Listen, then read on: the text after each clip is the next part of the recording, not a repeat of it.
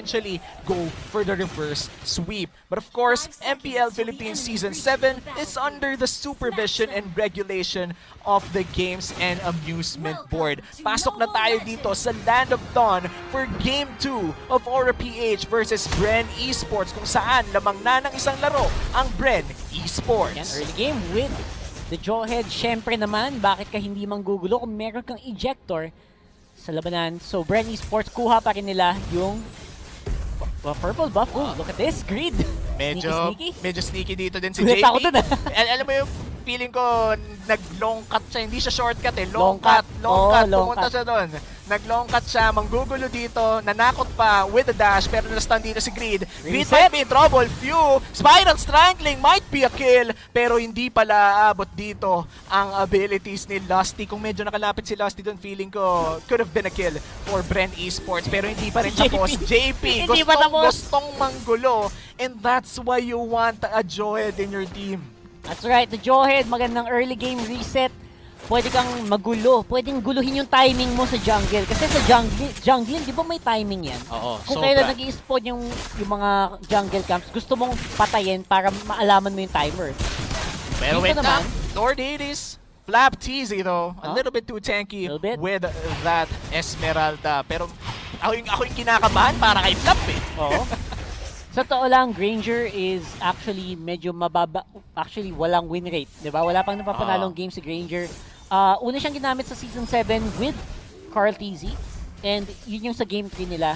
And hindi din nag-succeed. So, sorry, Game 2. Diba? So, it was not a fun pick. Let's see if Aura can make it work. Kasi sa ibang region, ginagamit talaga ang Granger na.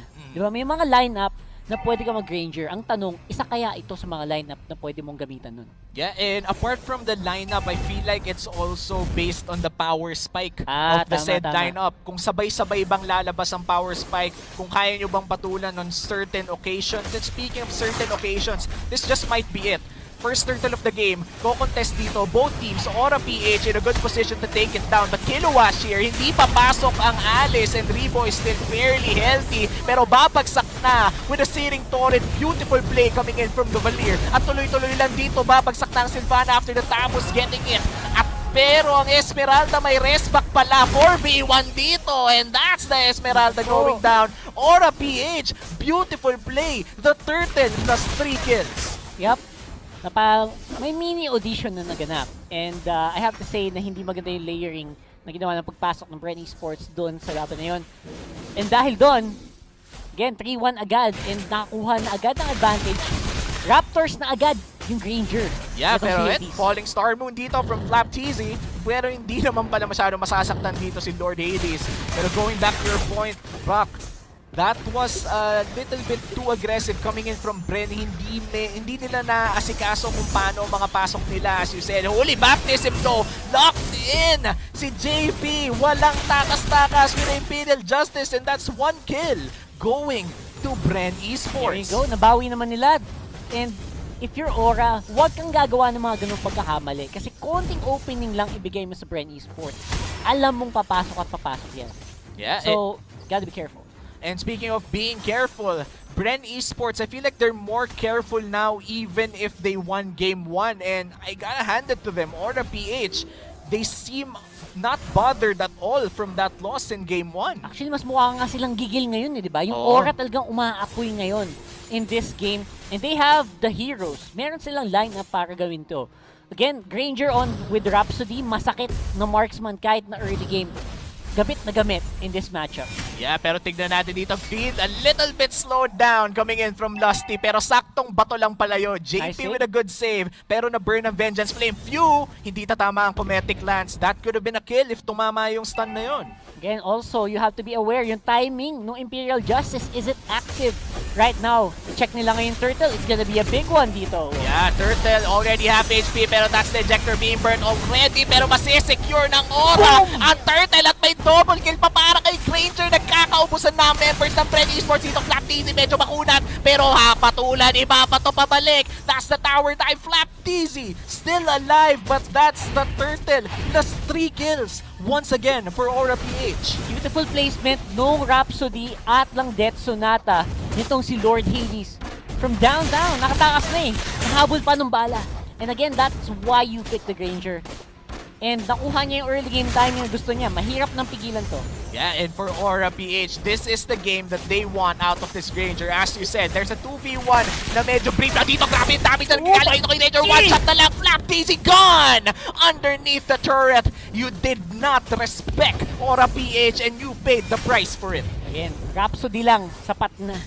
Ganong kasakit yung Granger na to. Lalo ngayon with the early Raptors machete. Kasi tagos-tagos yung physical damage penetration ngayon ng Granger na to. So, aside from that, also maganda yung ginagawang pag-ikot nila Kiluash at the Grid. Right on time, hindi sila full commit. Saktong dalaw lang. Saktong dalaw lang at kung anong kailangan, ayun lang ang ginagawa. Nakita natin doon, inuna nila yung Torre before they went down to burst the Esmeralda. Gulat na gulat ang papa mo Flap TZ doon. The damage was just too unreal. As you said, Rhapsody pa lang, sapat na. At mukhang magkakaroon ng labanan dito in the mid lane. Siring Torrent, hindi tatama pero may flicker in si JP. Hindi tumama ang eject. Sayang! Pero mukhang wala munang kill na mapupunta pero hindi pala. Naghahabang ang Tamos. That's the mega kill for Lord Hades and Aura PH dominating the early game. Surprise mula sa aking kambal. Shoutout kay Kiluash. Ayan. Very beautifully done. You don't see a Tams do that. Hindi ginagawa ng Tams yun. Assassin Tams. Assassin Tams.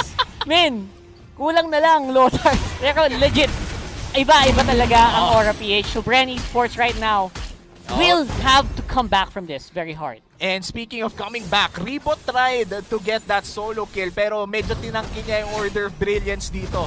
Galing sa Lunox. Hindi niya nirespeto yung damage. Bren Esports, I feel like it's already time to respect Aura PH. It is, tama 21-16 na, tol. Medyo kailangan na natin mag-scale up. You need to take note of this Granger dahil talagang napakasakit na ng damage nito at hindi lang yon. Halos lahat ng members ng Aura PH ngayon sabay-sabay nag-power spike. Oo, lumalaki na yung lamang. Huwag nating paabutin sa A94 difference. Oo, sa A9. A94 difference na yan. 13,999. Yan ang magic number yan ang magic natin. Number. Pag lumamang ka ng Aura A94 difference, alam mo na. Oo. Oppo. It's the Oppo difference. Ibig sabihin lang nun nadala ng Oppo ang laro. Pero mukhang babalik na nga tayo dito sa Land of Dawn kung saan 10-2 ang kill score natin dito. Hindi ako nabulol. 10-2 talaga. 8 kills ang lamang ng Aura PH sa Bren Esports. 7 minutes. Mag-8 minutes inside this game.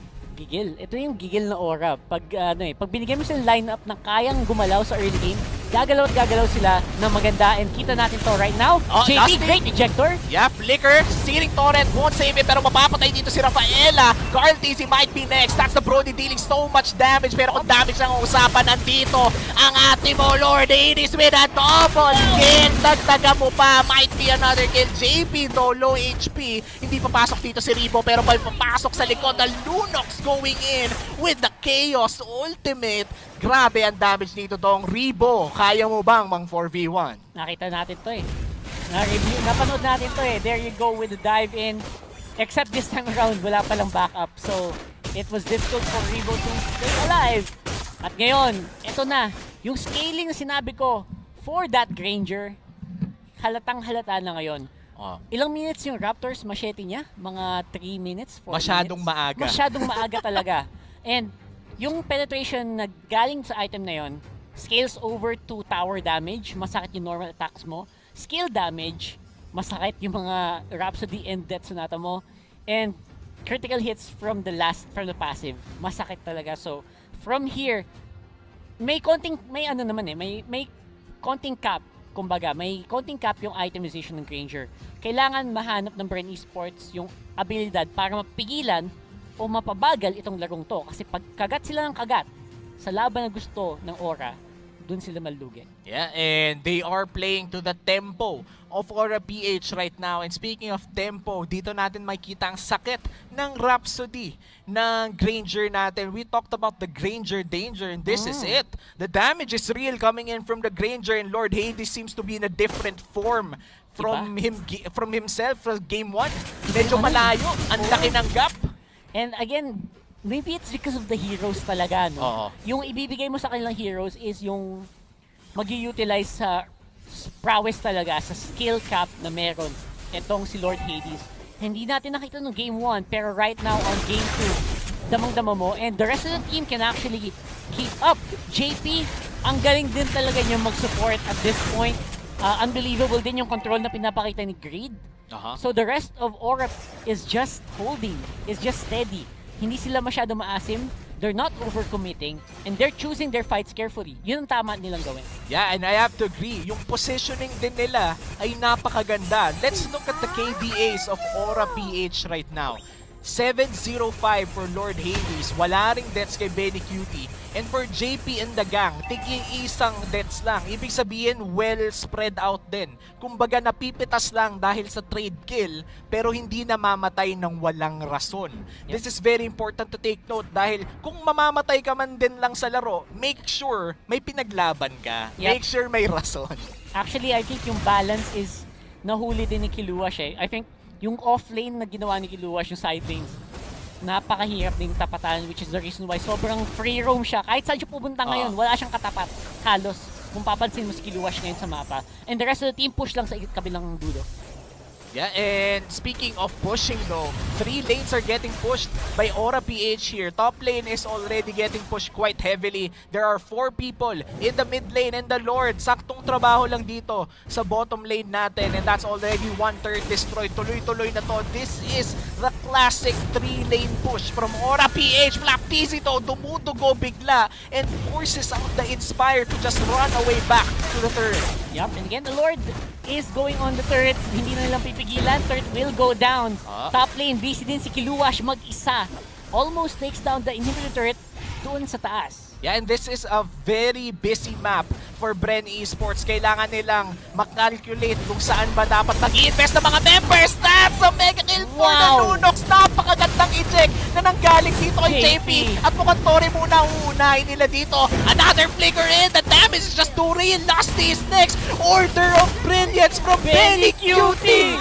He just goes insane and looks like the base is next. But Rebo wants to stop it. Rebo will not stop it. That's game 2 going to Aura PH. Sem censura, eis a nova criatura pela rua mais escura, brilhando mais que a luz do neon. Deixa isso fluir,